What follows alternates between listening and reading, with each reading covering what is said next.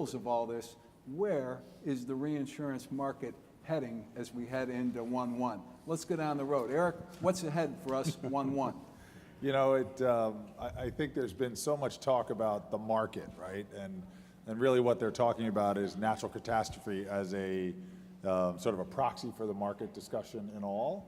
And I would say, listen, as we're talking with each of our clients at conferences like this and around the world, you know, we're really telling them not to sort of get a ride on the hype, right? That they should step back, take a look at their own business, take a look at their portfolio, what their strategy has been historically around reinsurance, and really engage with their reinsurers around what their individual needs are. So, you know, I don't really buy into hey, the market's going up 10% around the world, or the market's flat, or we're trying very hard to tell our customers to stay away from that, and honestly tell the markets to as well, because ultimately the market is made up of individual customers that want to be looked at that way. And each portfolio is different, the profitability is different, the strategies are different. And so this whole theory of, hey, it's going here, it's going there, I'm not really buying into it. But certainly, James, on the heels of the magnitude of the losses, as the various reinsurers and insurers give early indications of what the quarter is going to look like, you must be thinking there's a significant double-digit plus number there. You're never drawing a broker on that. Are you asking that question as a reinsurer, a buyer, or a seller? Nice try, Steph. Hard to disagree with what Eric said in terms of what Aon is saying to their clients. You know, I don't think we're particularly or radically different from that. I do think that we are perhaps in a different industry than we've been in before, where there has been a run of large cat events, but it's not just cat that the industry is talking about. I think the industry is looking and saying, are we getting an adequate return for our risk across the piece? And I think that's reinsurance and insurance. You know, I came through the Bermuda market in 2002 and 2006 when there was a frenzy for cat capacity. The ILS market was you know, it had some development then, but it was more in its infancy. And I think the impact of the ILS, the non-impact of the ILS market at that time allowed the cat market to move at a level that I just don't see that it's going to happen today. And I think the reinsurers will acknowledge that, which is why there's the broader conversation about, I need to look at my entire portfolio of risk, insurance and reinsurance business, and assess where I'm getting paid properly, and it's going to be client by client basis. Steve, as someone who's in both the insurance and reinsurance business, although your personal responsibilities are would you agree with that?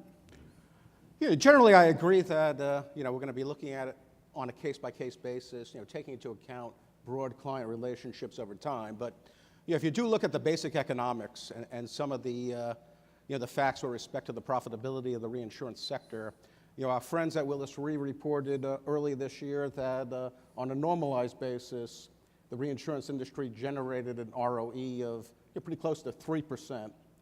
You know, last year, the accident year combined ratio for the reinsurance sector was 101%. And believe me, we're not making it up through investment income.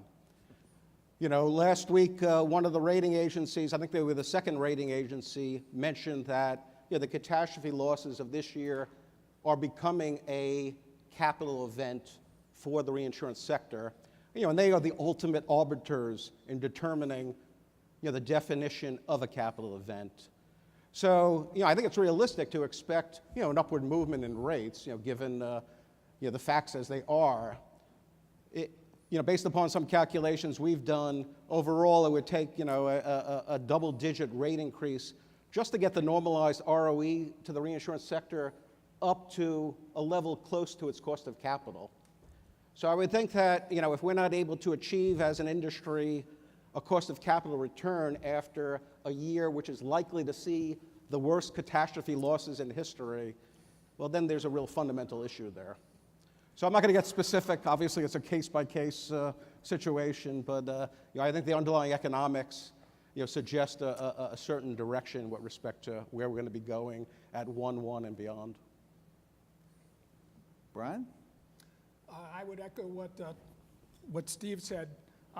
Look, there is a lot of speculation. There's a lot of hype. So there's a lot that we don't know about what's going to happen at 1/1 and in the future. But look at what we do know. And that is, in the last quarter, we have upwards, depending on which which model outputs you believe, and the various analyst reports, roughly $100 billion could be leaving our industry, either trapped through retrocessional arrangements or will be cash out in our industry. It's hard to see how an industry with that sort of reduction in capital over such a brief period of time could lead to anything other than meaningful, again, I will not quantify it, change in rate. You know, the other big thing that is really beyond the capital levels is what was revealed in the last 90 days, if it hadn't been before, is the model uncertainty. There's so many constituents in our business that rely on the accuracy and predictive power of the models, and for many reasons, the nature of the losses, and frankly, no disrespect to the modelers, but the inherent limitations of the models themselves really point out that that uncertainty is at a higher level than any of us really presumed coming into this season. You know, if you take the price of the existence of uncertainty, in our view, and should be broadly understood, increases the price of capital. And there are a number of other uncertainties which we can go into, but while specific company programs are going to be decided each on their own merits, I think it's safe to assume that the price of capital, generally speaking, has to rise. Tony, is the water glass half full or half empty? Are the third Say it quarter again. cat events spilling into the fourth quarter enough for what we collectively think of as alternative capital to rethink its commitment, where it plays? How do you see that playing field? Yeah, I think it's gonna vary, I think, to a certain extent.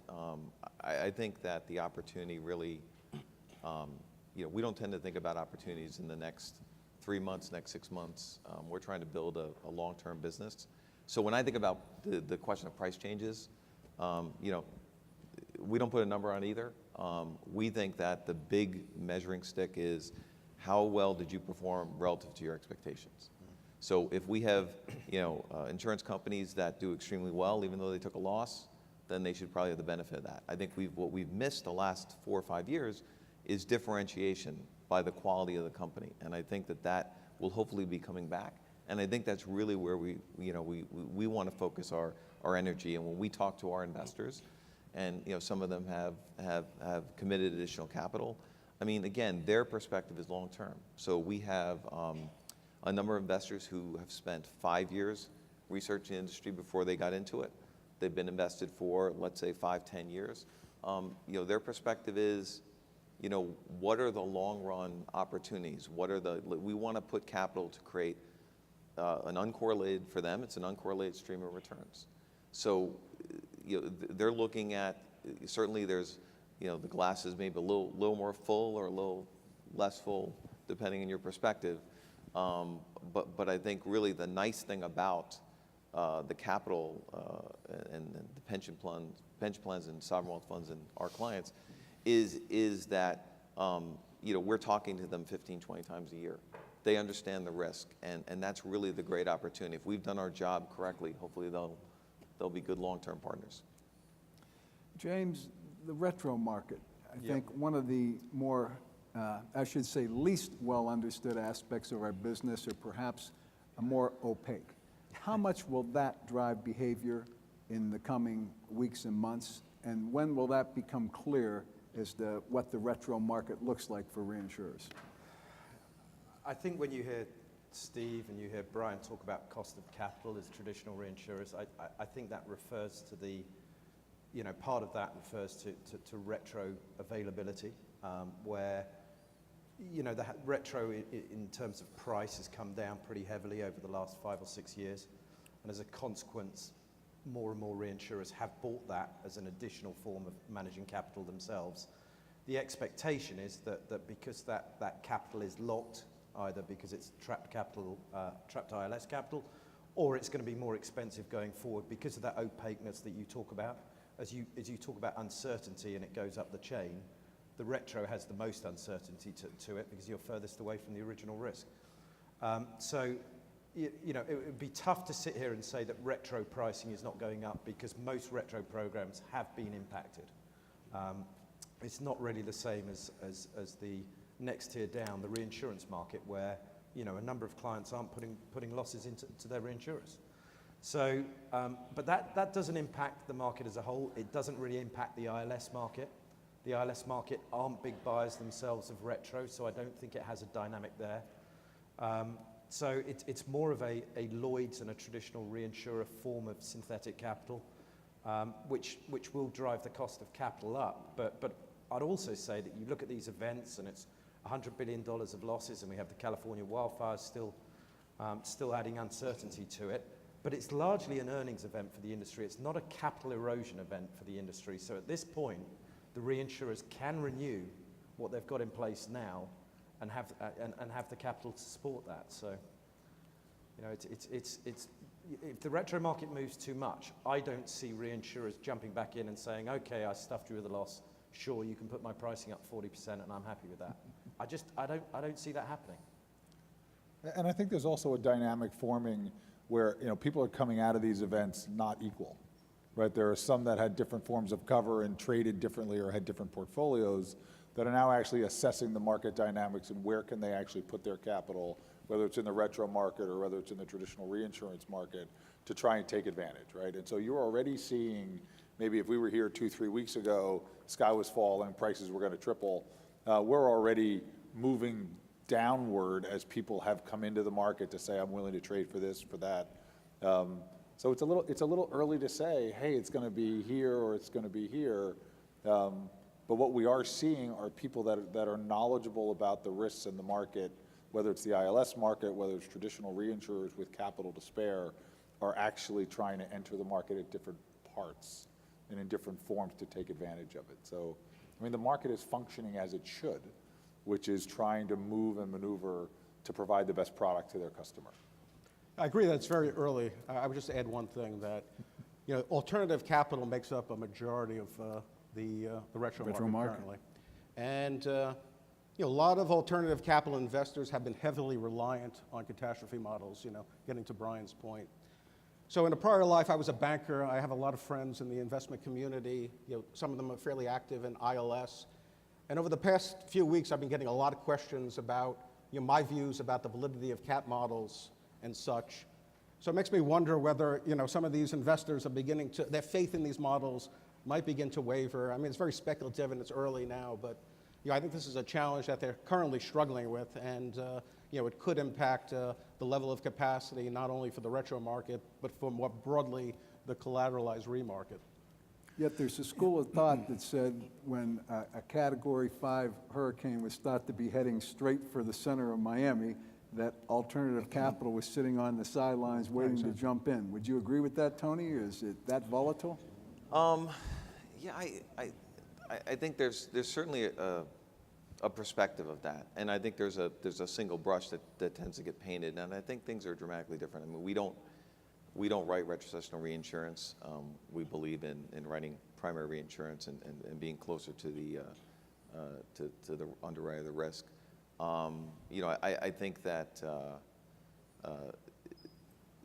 our capital is looking for appropriate opportunities to deploy. Is there an amount of capital that could be deployed if you just unlocked just a little bit more of the pension industry, a little bit more of the sovereign wealth community? Certainly, yes. There's lots of capital. That capital has lots of different places to go, right? So, you know, are things being appropriately priced for the risk that you're taking? And certainly, yes. There is a lot of, you know, there are some people who are, you know, relying maybe a little too passively on the models. Look, there's some reinsurers doing that as well. You know, our perspective is, look, we've been operating third-party funds for 15 years. We've been underwriting for 20 years. We definitely you know, feel that there is a appropriate use of the models, but there also has to be some good old-fashioned underwriting. And I don't think that is just the province of any one part of the market just because of where your balance sheet happens to sit.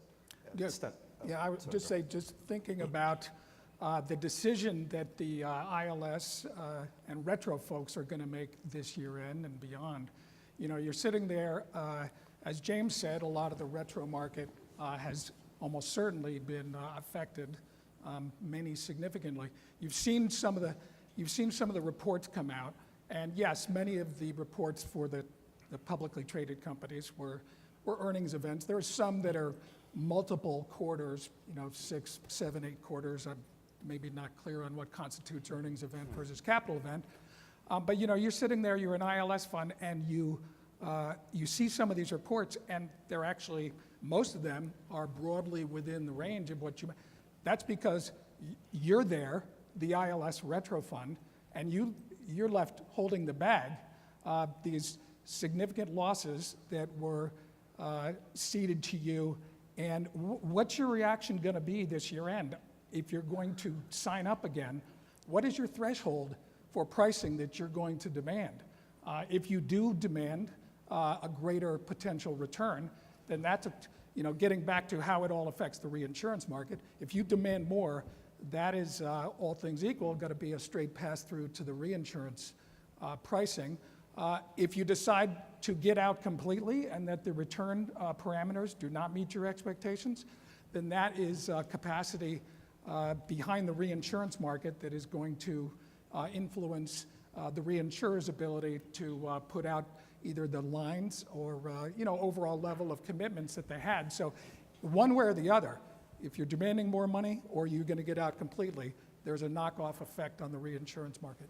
Yeah, but I think there's been a big shift, Brian, between, let's go back to Monte Carlo, where the Sunday of that conference was about the point that Irma hit and where we are today. And in talking to ILS funds, I think it's interesting hearing Tony talk. A bit like traditional reinsurers, not all the ILS funds are the same. You know, Tony doesn't write any retro. There's funds that write towards the top end of the programs. There's funds that look for a more aggressive return. And as a consequence, they build their investor base around those different metrics.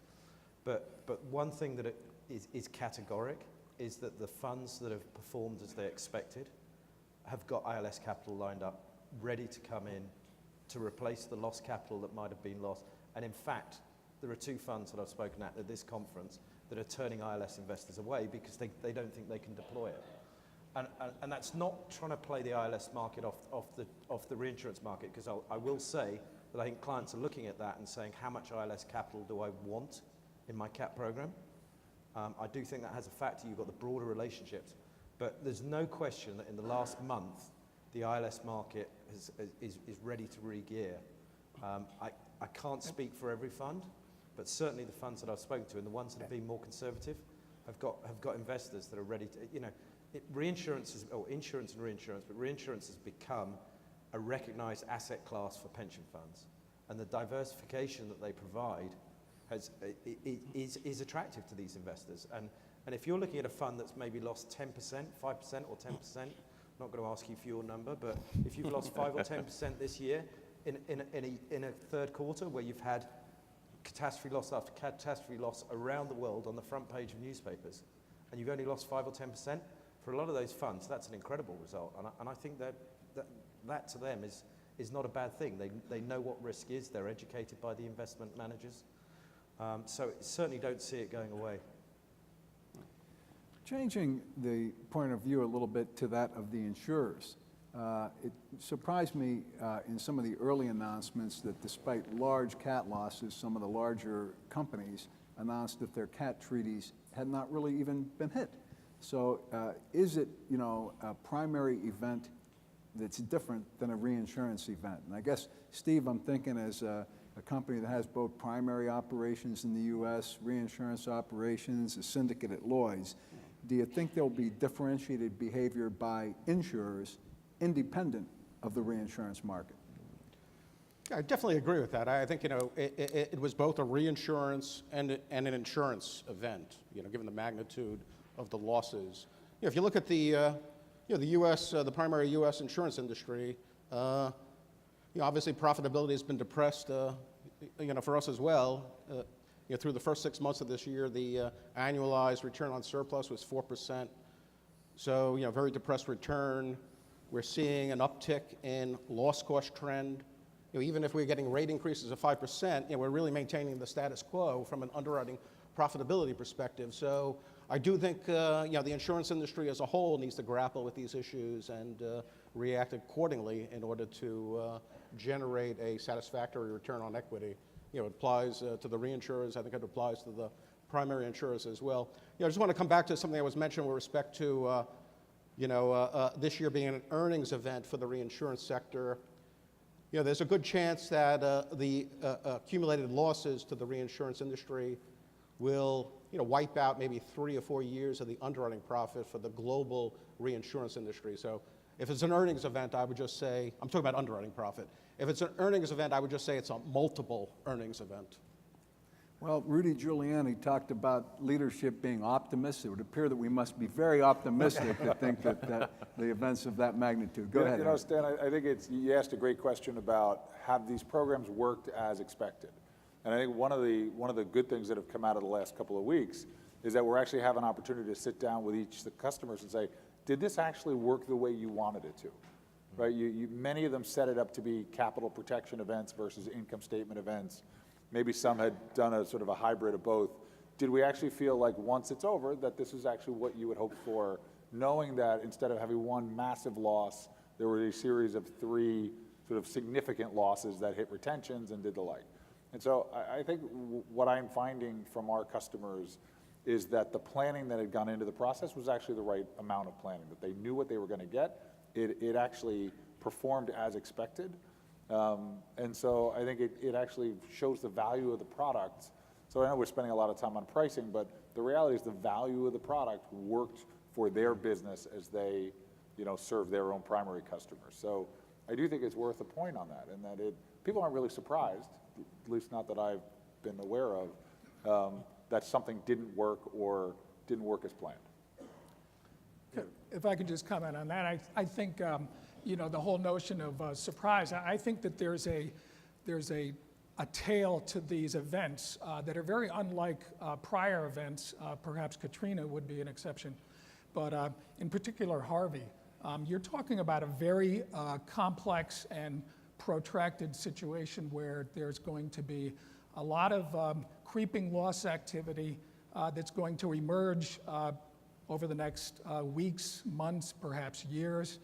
To go back to Katrina, we've had losses that we were settling, property losses, 8 and 9 years after 2005, Katrina. So the idea that there haven't been any surprises is kind of a preliminary conclusion. I accept that for now, but I think there's a great possibility that between the losses that will come out just because of the nature of the complexity of it, and also in Texas, certainly the legal community is all geared up to take action where there may be perceived holes in the wordings or coverage disputes that are worth trying to monetize. We haven't seen anywhere close to the end of what the potential quantum of some of these losses are. And that's not even to mention the uncertainties associated with Maria, which is its own unique situation, tragic and unquantifiable at this stage. I mean, to that point, I think most public companies that have reported, pre-announced that cat losses have caveated that there's a high degree of uncertainty about these estimates. So I agree with you. I think there's the potential for a fair amount of movement around these estimates. Let's drill down on that point, particularly about Harvey. Obviously a major flood event. What's the implication of Harvey on the development of potentially a private market for flood and the National Flood Program? Yeah, sure. The unfortunate gap between the economic and insured losses from Harvey, I think current estimates are that potentially 75% of the economic losses for Harvey will be uninsured. That gap, really highlights the desperate need for private market solutions for our country's, most costly natural peril, which is flooding. However, based on conversations that we have with some of our clients, Harvey is likely to cause a number of insurers to put a pause on their efforts to grow in the private market for flood insurance, while they assess the unique characteristics of this storm. So for example, a number of insurers plan to thoroughly review their flood models and pricing to make sure that they're getting an adequate premium for the exposure. In some cases, these companies plan to take a deep dive into some issues such as the intentional release of water from 2 reservoirs in addition to the effects of greater than expected urbanization as well as rapid land development. And then furthermore, insurers are acutely aware of the severe limitations associated with available data related to flood risk. So they have plans to address these issues. All that being said, we're convinced that there is a much bigger role for the private market in flood insurance over time. Munich Re is committed to working with our clients, the government, and others to make that happen. Just one thing. Tony, I think it actually, you underscore the way we were framing it is the right answer. Ultimately, the risk-based pricing of flood is a must for the private market to be able to understand it. But there also has to be a commitment and a certainty that if the NFIP does back away, that the private market will fill the void. And I think the modeling has to get better, the products have to get better, the commitment to stay through flood losses has to be believed for that type of a risk to get out of the government sector.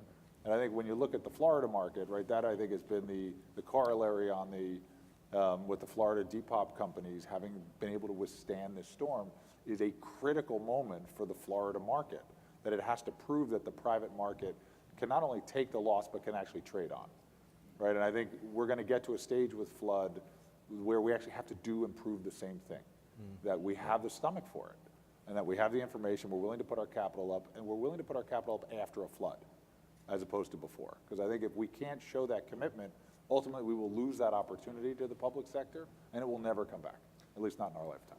Yeah, I think the government will always have some role to play, just in terms of almost like the final backstop, almost like a residual market, if you look at it like that. But I remember when Harvey happened, and my wife and I were at a drinks party on a Friday night, and it's the only time anyone wants to talk about insurance. Normally it's you've got to be a doctor for someone want to talk about your work, but they want to talk about insurance, and they said, well, this is going to be a big insurance loss, and I said, well, actually, the flooding aspect's not, because most people aren't buying flood. And they said, well, why don't homeowners policies cover it? And so you get through this conversation.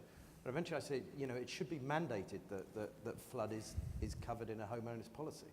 And they went, whoa, stop, you don't understand. And I said, well, what's that? And they said, we're American, we don't like to be told what to do. It was absolutely like that. But it's the private market's there. It's crazy that in today's world, we've got the technology to better model flood. The fact that Houston's not even contemplated as a flood zone, there's a problem there, but we've got technology to help us there. There's all this capital in the private market that wants to take on more risk. But it's got to be, as you say, Eric, a proper private market where the individual that's 300 feet above sea level, 50 miles inland, is not paying the same price as someone that lives on the coast. And if you can build a functional market like that, put more demand into the system, then it could be a great thing for the private market. And it would be better for the industry, because the standard homeowner, when they've got their policy, if you said to them, if it rains for 2 days and your kitchen's flooded, is your insurance going to pay? They'll say yes. They expect it to, and our industry doesn't do that. It's not the industry's fault, it's the way it's evolved, but it would be a much better policyholder experience if there isn't that doubt that exists in the coverage.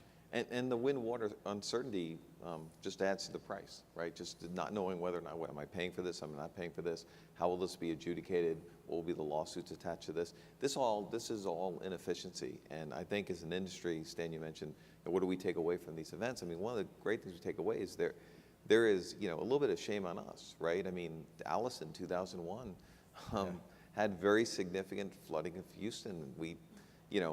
Nature finds a way, right? I'm still in a little line from Jurassic Park, but it basically is, it does, right? If there is a place where water is supposed to collect when there's a significant rain event, it's going to collect there. It doesn't matter that we've plowed over it, we've built nice houses, we've sold them cheap insurance, it doesn't matter, right? It's going to flood there, and we need proper flood mapping. We need, and this is going to be kind of a public-private partnership opportunity here. We need proper flood mapping. We need to invest the resources, and then there is absolutely, plenty of capital. It clearly is, flood is a malleable risk, it's measurable. We think it can be rated, so there's plenty of opportunity, but we've got to make the investment. Flood is, beyond being a problem of limited number of risks, unlike most other lines of business we're in. You've got a limited population of theoretical demand, but it's at its core a political problem, at least on the personal line side. And the real tragedy of Harvey is, I think one of the reasons its take-up rate was so low is because people in the remote flood zones, still in a flood zone, but far less risk than people that were in greater flood zones, those people in remote zones were paying way more than they should have, or the price for the policy. So the take-up rate among those people was far less than it should have been, and tragically, because this was a 1 in X hundred years flood event, you had a lot of people that were not insured, and it's to a large extent due to the dysfunctional pricing structure of the NFIP, and that's just a human tragedy. Appropriately, we've spent most of our time on the panel talking about the property market, the property reinsurance market, but property cat's not the only problem that they're facing reinsurers today. Commercial auto results have been in the tank for some time, and that's certainly become a hard market. We all hear of the uptick in social inflation and in loss costs for casualty. So, Brian, let's start with you. Is there a change coming in the casualty market along with the property market? Well, I think I speak for part of the panel when I say I hope so. Which part? This side, the risk side. There's a reason I'm Yeah, saying it. that's why Stan set us up there. So, particularly in commercial auto, that has been, like many casualty lines of business, been in an unprofitable state for some period of time. Commercial auto would be more known and knowable that it is unprofitable, simply because it's not short tail, but it's shorter tail. And the combined ratio on that business has been well over 100 for, I think, 6 years in a row. The reasons for it, obviously overcapacity, but some of the things taking place in the market with respect to, the same things that affect personal auto: distracted driving, more driving. Cost of gas is cheap. People are on the road more. Some of the high-tech machinery that goes into these cars these days is very expensive to insure, and so all of these things add up to sort of a toxic brew of almost guaranteed underwriting loss for the commercial auto line. One other thing that I hadn't really realized was so strong is the plaintiff's bar have gone after some big-time defendants, not with traditional commercial auto liability, but more broadly based ersatz class action type events, negligent hiring and training, and very seeking and at times getting settlement for very large damages. So that's just one aspect of the casualty market that is in rough shape like now, and like virtually all other casualty lines has been subsidized by the favorable property events for the last half dozen years and is in great need of repair. Yeah, I would just add that this is not really a reinsurance issue. I think this is more broadly an insurance industry issue. I think almost every casualty line of business is generating a combined ratio of 100% currently, with the possible exception of workers' comp. And with the 10-year Treasury at 2.3% in terms of yield, you're just not going to generate an adequate return on the investment portfolio. So, again, this goes way beyond reinsurance. I think... Who gets to go first? Yeah, right, exactly. Yeah. I think actually we're seeing some evidence in some of the early client audits for the upcoming renewals that there's been a bit of movement. It's not huge. I do agree. I can't disagree with Steve's comment that some of this has been masked by a very benign cat environment for the last 5 or 6 years. I actually hope it's how a functional market would work, and again, coming back and putting this pricing correction all on property cat, I think would be bad for all of us, bad for the industry as a whole.